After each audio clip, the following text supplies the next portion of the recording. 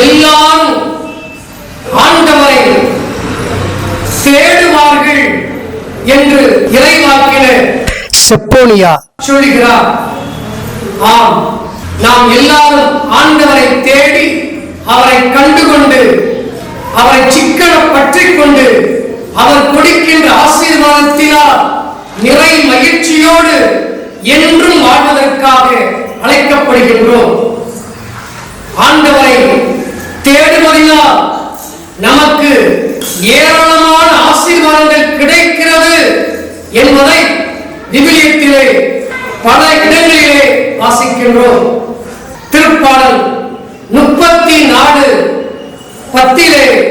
சொல்லப்படுகிறது, சிங்க குட்டிகள் பட்டினி கிடக்க நேரிட்டாலும் ஆண்டவரை தேடுவதற்கு எந்த நன்மையும் ஒருபோதும் குறைவு படாது என்று மத்தேயு நற்செய்தி 6:33 வாசிக்கிறோம்.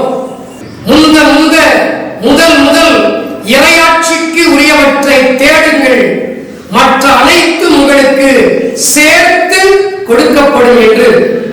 எனவே நாம் அனைவரும் இன்றைய நாளிலிருந்து ஆண்டவரை தேடுவோம், ஆவலோடு தேடுவோம், வாஞ்சையோடு தேடுவோம், அவர் நிறைவான ஆசீர்வாதத்தை பெறுவோம் என்பது திண்ணம் உறுதி.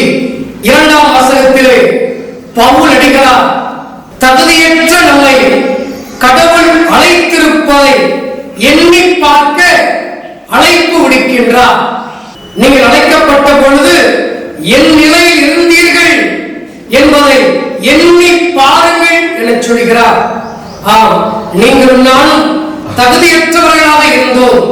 ஆனால் ஆண்டவர் நம் தாயின் வயிற்றில் சிறிய கருவாக இருந்த பொழுதே நம்மை பெயரிட்டு அழைத்திருக்கிறார். அழைத்த கடவுள் தகுதியற்ற நம்மை தகுதிப்படுத்தியிருக்கிறார். தகுதியற்றவர்களை அழைக்கிற பொழுதுதான் அவர்கள் என்றும் கடவுளுக்கு உண்மை உள்ளவர்களாக பிரமாணிக்கம் உள்ளவர்களாக இருப்பார்கள், வாழ்வார்கள். உதாரணமாக எடுத்துக்கொள்ளுங்கள், ஒரு பெரிய கம்பெனி இருக்கிறது, அதிலே வேலைக்கு ஆட்கள் தேவை. 12ஆம் வகுப்பு படித்தவர்கள் இந்த வேலைக்கு தேவை என்று பேப்பரிலே செய்தித்தாளின் மூலமாகவும் இன்னும் பல விதத்திலும் விளம்பரப்படுத்துகிறார்கள். ஒரே ஒரு போஸ்ட் தான் இருக்கிறது.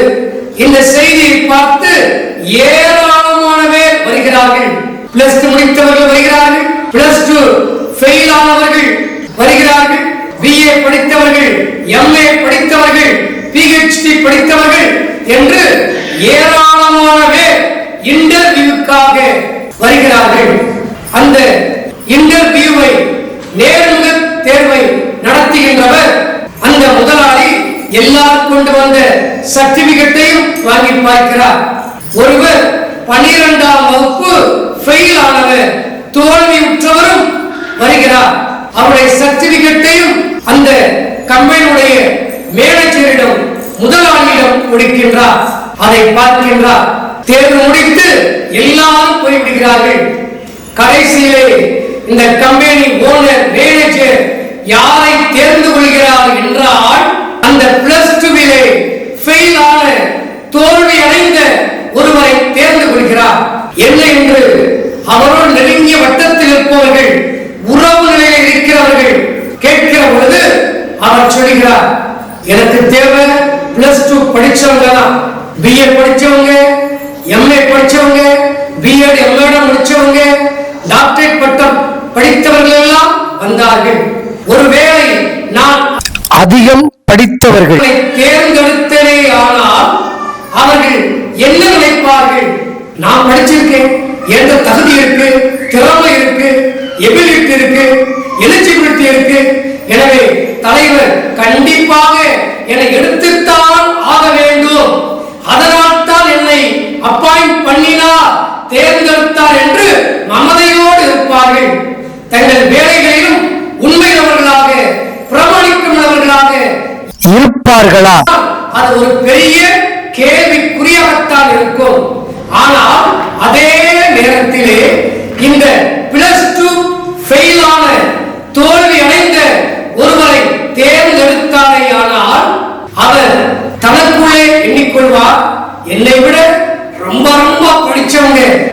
அதிகம் படித்தவர்கள் ஏராளமான பேர் வந்தாங்க.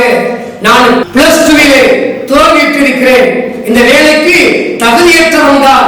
இருந்தாலும் கூட இந்த கம்பெனியுடைய ஓனர் மேனேஜர் தனது கருணையினால், இரக்கத்தினால், அன்பினால் என்னை இந்த பணிக்கு தேர்ந்தெடுத்திருக்கிறார்.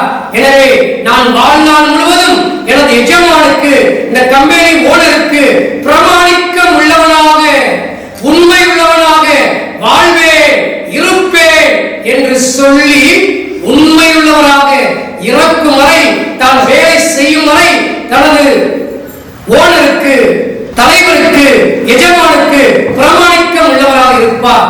இதை போலத்தான் நம் கடவுளும் தகுதியற்ற நம்மை அழைத்திருக்கிறார். அப்படி என்றால் நாம் தந்தை கடவுளுக்கும், இயேசு ஆண்டவருக்கும், தூய ஆவியானவருக்கும் என்றும் பிரமாணிக்கம் உள்ளவர்களாக இந்த உலகத்திலே வாழ வேண்டும். தகுதியற்ற நம்மை அழைத்த கடவுளுக்கு இப்பொழுது நாம் நன்றி செலுத்துவோமா? சொல்லுங்க. எங்கள் ஒவ்வொருவரையும் பெயர் சொல்லி அழைத்த தந்தை கடவுளே உமக்கு நன்றி. இயேசு ஆண்டவரே உமக்கு நன்றி. தூய ஆவியானவரே உமக்கு நன்றி. இவ்வாறு நம்மை அழைத்த கடவுளுக்கு நன்றி செலுத்திக் கொண்டே இருக்கிற பொழுது நாம் அழைத்தலுக்கு ஏற்ற வாழ்க்கை வாழ்வோம். கடவுளுடைய உண்மையான ஊழியராக, கடவுளுக்கு பிரமாணிக்கம் உள்ள ஊழியராக, ஊழியக்காரியாக என்றும் வாழ்வோம். இதற்கேற்ற அருளையும் ஆற்றலையும் கடவுள் நமக்கு கொடுத்து வழிநடத்துவார். நற்செய்திக்கு வருகிற பொழுது மலை பிரசங்கமானது நமக்கு கொடுக்கப்படுகிறது. மோயிசன் சீனாய் மலையிலே ஏறி 10 கட்டளைகளை ஆண்டவரிடமிருந்து பெற்றுக்கொண்டு அதை மக்களுக்கு அளித்தார்.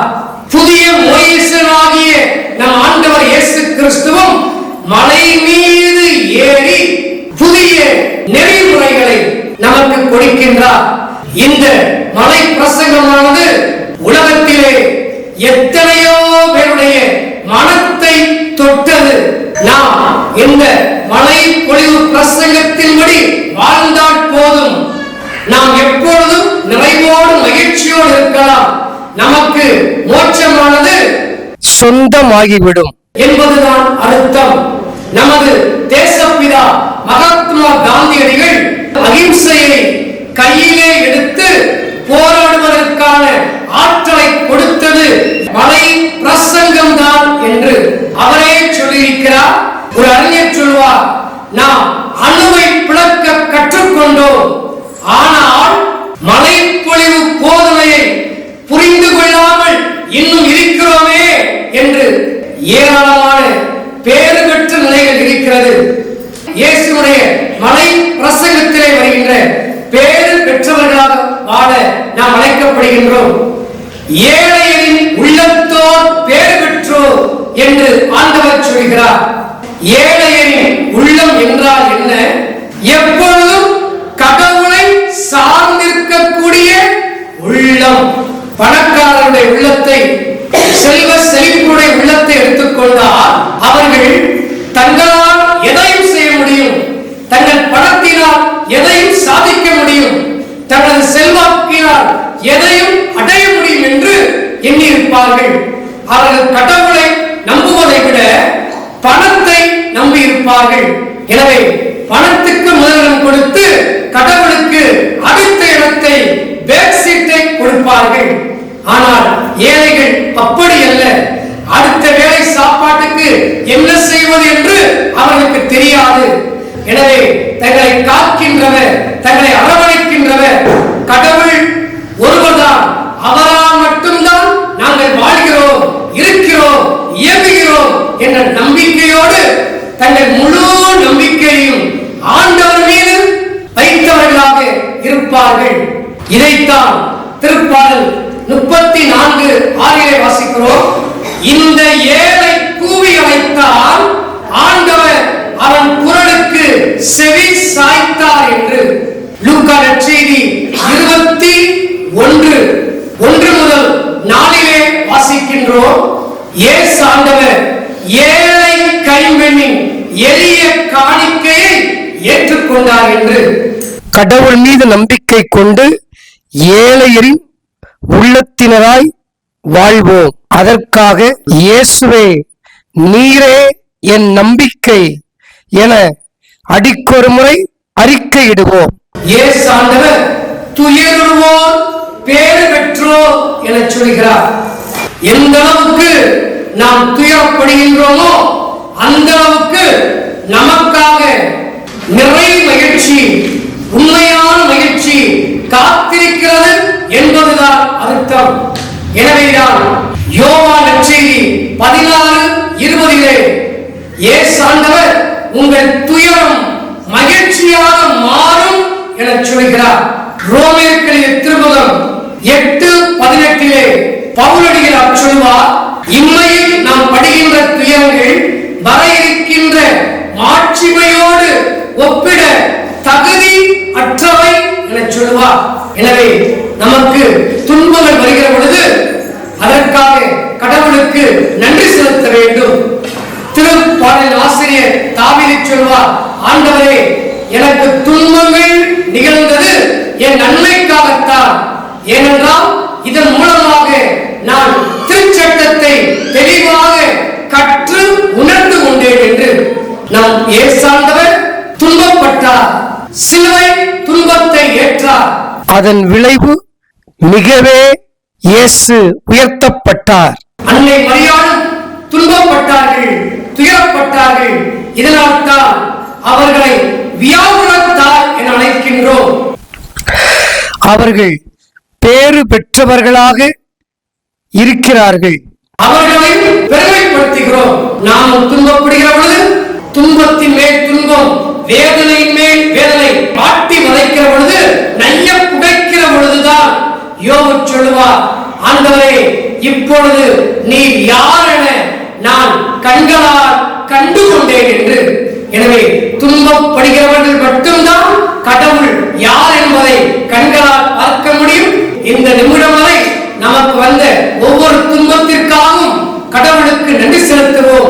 இயேசு ஆண்டவர் கனிவுடையோர் பேறு பெற்றோர் என சொல்கிறார்.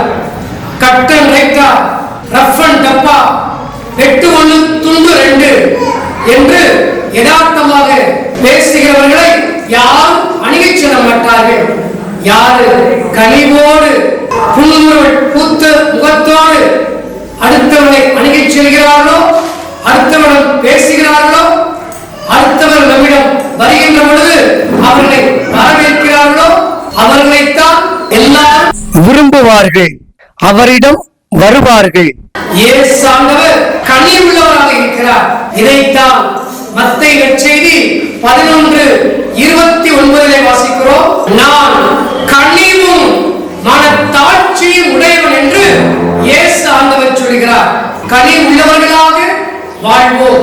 நான் பெரியவன், எனக்குத்தான் எல்லாம் தெரியும், என்னிடம் எல்லாம் இருக்கிறது என்கின்ற மமதை இருக்கிற பொழுது, ஆணவம் இருக்கிற பொழுது நம்மிடம் கனிவு கொஞ்சம் கூட இருக்காது. எனவே நம்மிடம் தாழ்ச்சி இருக்கிற பொழுது கனி உள்ளவர்களாக வாழ்வோம். நாம் திருஹிருதய ஆண்டவர் ஜெபமாலையை சொல்கிறோம். இருதயத்தில் தாழ்ச்சியும் மனசாந்தமும் நிறைந்துள்ள என் இயேசுவே, என் இதயத்தை தேவனுடைய திரு இருதயத்திற்கு ஒத்ததாக செய்தவரும் என்று. இயேசுவின் இதயம் கனிவுள்ள இதயம். இப்போது கூட நாம் சொல்லுவோமோ, இருதயத்தில் தாழ்ச்சியும் மனசாந்தமும் நிறைந்துள்ள என் இனிய இயேசுவே, என் இருதயத்தை தேவனுடைய திரு இருதயத்துக்கு ஒத்ததாக செய்தவரும். இயேசு ஆண்டவர் நீதியை நிலை நாட்டும் வேட்கை கொண்டோர் பேறு பெற்றோர் என்றும், நீதியின் பொருட்டு துன்புறுத்தப்படுவோர் பேறு பெற்றோர் என்றும் சொல்கிறார். நீதி என்றால் என்ன? அவரவருக்கு உரியதை அவரவருக்கு கொடுப்பது, அவரவருக்குரிய மரியாதையை மதிப்பை அவருக்கு கொடுக்கின்ற ஒரு செயலாகும். அவரவருக்குரிய உடைமையை அவரவருக்கு கொடுப்பது நீதியாகும். அன்பார்ந்தவர்களே, ஆஸ்கர் ரொமேரோவை பற்றி நமக்கு தெரியும். கருப்பீன மக்கள் கஷ்டப்பட்ட பொழுது அவர்களுக்காக போராடி அவர்களுக்காக திருப்பலி நிறைவேற்றி ஜெபித்துக் கொண்டிருக்கிற பொழுதே துப்பாக்கியால் சுட்டு கொல்லப்பட்டவர். அவர்கள் வாழ்க்கை நற்செய்தி சொல்லுவதைப் போல நிறைவுள்ள ஒரு வாழ்க்கையாக, விண்ணரசுக்கு உரிய ஒரு வாழ்க்கையாக அமைந்தது. அன்பார்ந்தவர்களே, எனக்கு தெரிந்த ஒரு நற்செய்தி பணியாளர், பெரிய அரசாங்க உத்தியோகத்திலே இருக்கக்கூடியவர், 2 பிள்ளைகள் உண்டு. மனைவி இறந்து விட்டார்கள். மனைவி நோயுற்று இருக்கிற பொழுது அளவுக்கு அதிகமாக மற்றவரிடம் கடன் வாங்கி மருத்துவத்திற்காக மனைவிக்கு செலவிட்டவர். கையில் காசு இல்லை. ஆனால் அவர் பெரிய அதிகாரியாக இருந்தாலும் கூட யாரிடமும் 5 பைசா கூட லஞ்சம் வாங்காத ஒரு நேர்மையான அலுவலராக வாழ்ந்து வந்தார். அவர் கீழே வேலை பார்ப்பவர்கள் அவரை பார்த்து சொல்லுவார்கள், நீங்க தான் லஞ்சம் வாங்க முடியாம இருக்கீங்க, பணம் சம்பாதிக்க முடியாம இருக்கீங்க, நாங்கள் உங்களால யார்கிட்ட பணம் வாங்க முடியலையே, சம்பாதிக்க முடியலையே என்று புலம்பிக் கொள்வார்கள். அவர் கடன் பிரச்சனை இருந்தாலும் கூட மற்றவரிடம் கையேந்தி பிச்சை இருப்பது போல, எனக்கு பணம் தேவைப்படுது கொஞ்சம் தாங்க என்று அவமானப்பட்டு கேட்பாரை ஒழிய யாரிடமும் லஞ்சம் வாங்காத நேர்மையான நீதியான ஒரு நல்ல ஒரு வாழ்க்கையை வாழ்ந்தவர். அவர் நினைத்திருந்தால் லஞ்சம் வாங்கி வருடத்திற்கு 2 பெரிய வீடுகள் கட்டி இருக்கலாம். என் வாழ்நாட்களில் யாரிடமும் நான் அநியாயமாக கையூட்டு லஞ்சம் வாங்கவில்லை. ஏராளமான வாய்ப்புகள் இருந்தன. எத்தனையோ பேர் தானாக பணத்தை கொண்டு வந்து கொடுக்க முயன்றார்கள், வாங்கவில்லை. இப்பொழுது நான் ஓய்வு பெற்றிருக்கிறேன், ரிட்டையர்ட் ஆகி இருக்கிறேன். நான் வாழ்நாளில் கையூட்டு வாங்காமல் அநியாயமான முறையில் நடக்காததின் காரணமாக இப்பொழுது நான் மகிழ்ச்சியோடு நிம்மதியோடு நிறைவோடு இருக்கிறேன். என் இயேசு ஆண்டவரை சந்திக்க செல்வதற்கு ஆவலோடு ஏக்கத்தோடு காத்திருக்கிறேன் என்று தனது அனுபவத்தை அவர் பகிர்கின்றார். சாலமோனின் ஞானம் 3:1 வாசிக்கிறோம், நீதிமான்களின் ஆன்மாக்கள் கடவுளின் கையில் இருக்கிறது, கடவுளுடைய கரத்தில் இருக்கிறது. எனவே இந்த உலகத்திலே நீதியோடு வாழ்கிற பொழுது நாம் இறந்த பிற்பாடு நமது ஆன்மா ஆண்டவருடைய கரத்திலே எப்பொழுதும் இன்புற்று இருக்கும், மகிழ்ச்சியோடு. எனவே இந்த உலகத்திலே நாம் வாழ்கிற பொழுது நமக்கு வழக்கறிஞராக, அட்வொகேட்டாக, நமக்கு பரிந்துரை செய்பவராக அனுப்பப்பட்டிருக்கிற தூய ஆவியாரை பார்த்து வேண்டுவோம், தூய ஆவியானவரே, எங்கள் அட்வொகேட்டே, எங்களுக்கான வழக்காடுபவரே, எங்களை நீதியின் வழியில் நடத்தி செல்லும் என ஜெபிப்போம். நிச்சயமாக இவ்வாறு ஜெபிக்கிற பொழுது இயேசு தாம் வாக்களித்த தூய ஆவியாரால் நம்மை நிரப்பி நீதியின் வழியில் நம்மை வழிநடத்துவார். இயேசு ஆண்டவர் இரக்கமுடையோர் பேறு பெற்றோர் என சொல்கிறார். நீங்களும் நானும் கிறிஸ்துவினுடைய இரக்கத்தை இந்த உலகத்திலே பிரதிபலிப்பவர்களாக வாழ அழைக்கப்படுகின்றோம். யாரு இரக்கமிக்கவர்களாக இருக்க முடியும்? இரக்கத்தை அனுபவித்தவர்கள் தான் பிறருக்கு இரக்கத்தை காட்ட முடியும். வாழ்நாள் முழுவதும் கோபத்தை, வெறுப்ப அனுபவித்தவர்களிடமிருந்து இரக்கத்தையும் அன்பையும் பாசத்தையும் எதிர்பார்க்க முடியாது. நமக்கு நிபந்தனை இல்லாமல் இரக்கத்தை பொழிபவர் யார்? கடவுள். எனவேதான் புலம்பலகமும் 3:22 வாசிக்கிறோம், எனது இரக்கம் தீர்ந்து போகவில்லை என்று ஆண்டவர் சொல்கிறார். ஓசையா 11:8 ஆண்டவர் சொல்கிறார், எனது இரக்கம் பொங்கி பொங்கி வழிகிறது என்று. எனவே முதலிலே கடவுளிடமிருந்து இரக்கத்தை பெற்றுக்கொள்வோம். நாம் பெற்றுக்கொள்கின்ற இரக்கத்தை பிறரோடு பகிர்ந்து கொள்கின்ற இரக்கத்தின் ஏஜெண்டுகளாக, இரக்கத்தின் தூதர்களாக நாம் வாழ்வோம், மாறுவோம். அன்பார்ந்தவர்களே, சாது சுந்தர் சிங்கை பற்றி நமக்கு தெரியும். ஒரு முறை அதிக குளிர் கொண்ட மலை பகுதிக்கு சென்று கொண்டிருக்கிறார். தன் நண்பர்